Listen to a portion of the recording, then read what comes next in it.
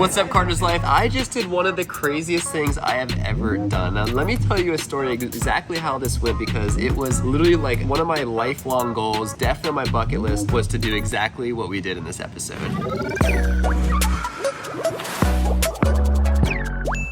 This journey of driving underwater all started when I watched a show called Dirt Every Day, where they modified a Jeep and they made it like waterproof, and they did all the engineering and stuff, which was amazing, and they drove it underwater with a scuba tank.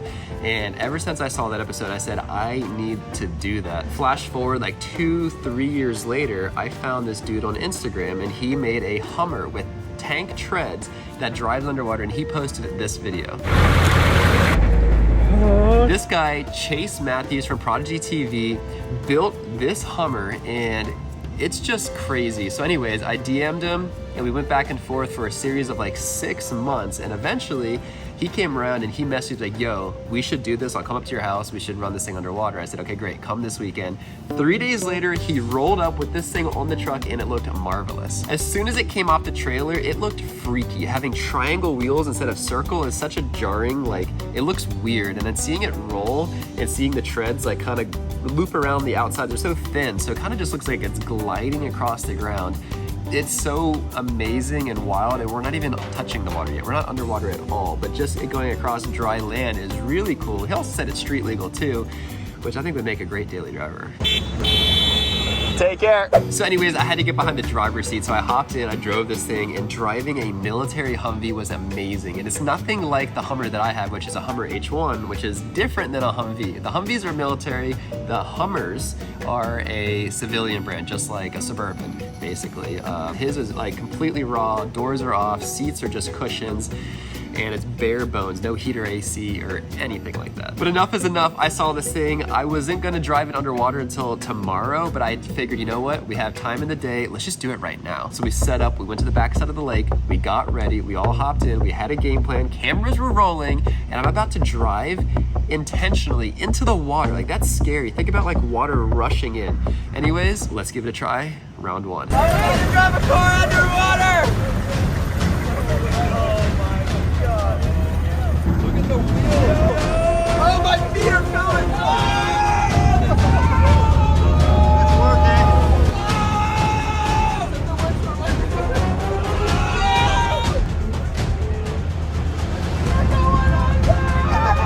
Stay in. Good.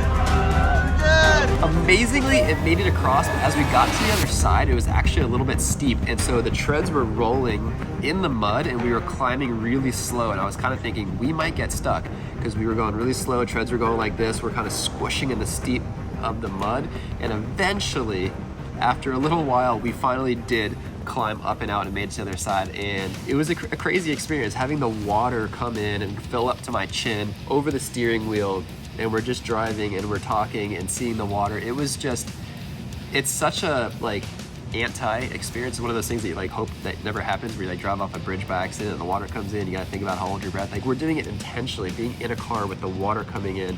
Definitely pretty scary. So what do? We turn it around and we do it again. We drive across the lake one more time. Moment of truth. Oh boy. Oh, we're going fast! We're going under!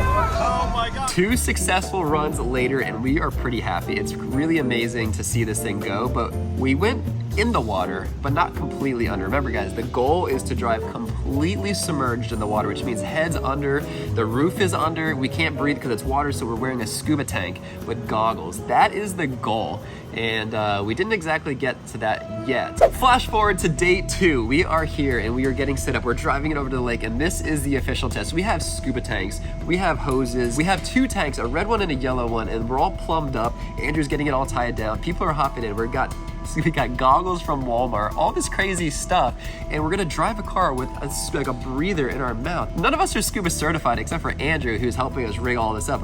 The rest of us is just putting this thing in our mouth and we're just gonna breathe. He gave us a quick rundown and we're just gonna go for it. Drive a car into water where we need to breathe like a scuba diver. The biggest thing that they told me is as we go, we're not gonna be able to see when we go underwater. It's gonna be dark. It's gonna be muddy, everything's stirred up. They said, keep your foot on the gas. That was the biggest thing. If you let the foot off the gas, the pressure of the engine is gonna go down. We might get water and it might stall, it might hydro lock, and it'll be stuck underwater in the middle of the lake. And the only way to get it out is a crane by lifting it, because you can't drag it because the treads won't rotate when the engine's locked. That's what they said. They've had that issue before and they've had to get a huge crane and lift it out. So here we go, foot on the gas, take your last breath, and we are jumping into the water. The side of this lake actually is pretty steep. As we go into the water with my foot on the gas, we go really fast where we plummet into the water, and because the water has to fill it, we're actually floating a little bit. So I can feel us kind of floating as we're sinking towards the bottom, and we're not actually moving at that point. We're just falling straight down.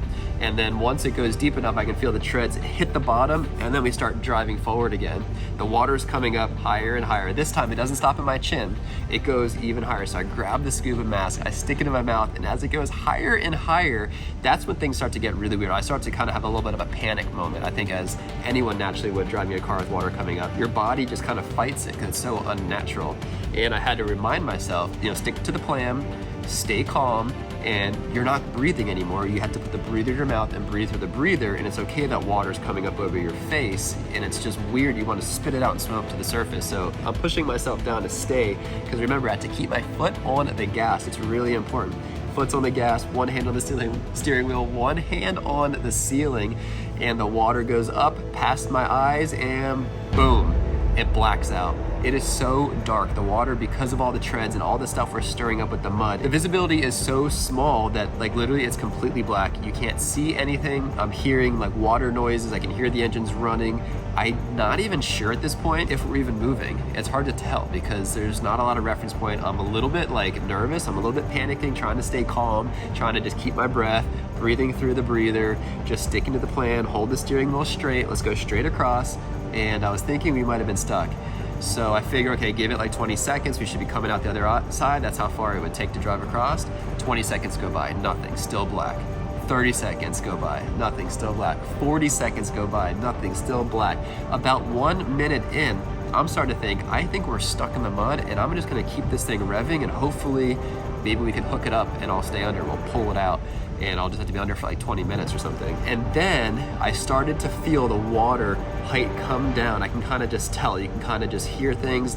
The audio is getting better. I can feel it come off of my hand. It's still black for my eyes, and then eventually it comes down to my eye level, and I can tell we're coming out of the water. We're climbing up the other side of the lake, and it was such an amazing experience to know that we actually are about to make it. As soon as I look, I realized we are off course. We turned really sharp to the right, and I had to correct. Everyone's yelling, turn left, turn left. And I'm like, what? What's going on? I'm so confused.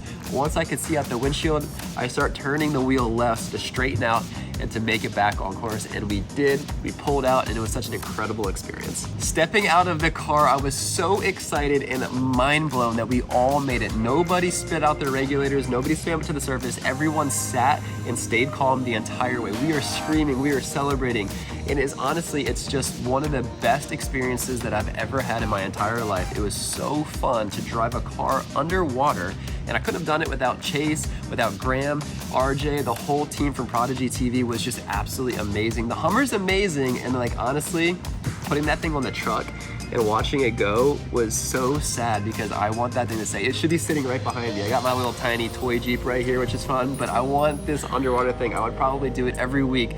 Anytime I had friends visit, I would go out to the water and drive completely submerged underwater. Best experience of my entire life. Absolutely the coolest thing we've ever done here on Carter's Life. And also, guys, you gotta check out Prodigy TV, subscribe to them on YouTube and on Instagram. You gotta check out their video because there's a lot more fun that we had over the weekend that they were here that you guys would love to see. And I'll see you guys on the next vlog. Peace. Woo!